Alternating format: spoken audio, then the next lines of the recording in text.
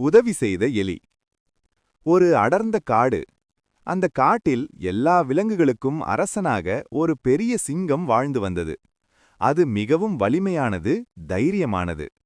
அதனால் சிறிய உயிர்களை அது பெரிதாக மதிக்காது.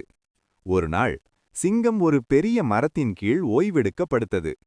அந்த நேரத்தில் அங்கிருந்து ஒரு சிறிய எலி அறியாமல் சிங்கத்தின் உடலின் மேல் ஓடியது. சிங்கம் உடனே விழித்துக்கொண்டு கோபமாக அந்த எலியை பிடித்தது. என்ன தைரியம் உனக்கு என்னை தொந்தரவு செய்ய என்று கர்ஜித்தது.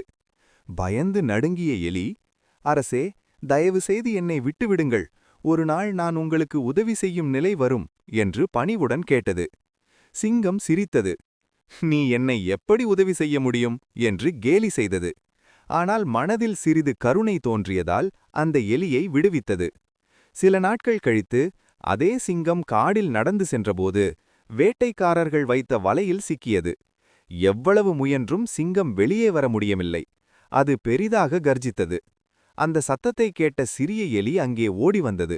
சிங்கத்தை வலையில் சிக்கியதை பார்த்ததும் ஒரு நிமிடமும் தாமவிக்காமல் அந்த எலி தனது கூர்மையான பற்களால் வலையின் கயிறுகளை கடிக்கத் தொடங்கியது. சிறிது நேரத்தில் வலை கிழிந்தது. சிங்கம் விடுபட்டது.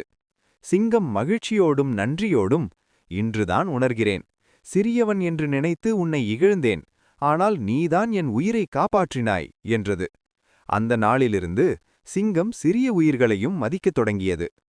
நீதிப்பாடம்: சிறியவர் என்று யாரையும் இகழக்கூடாது.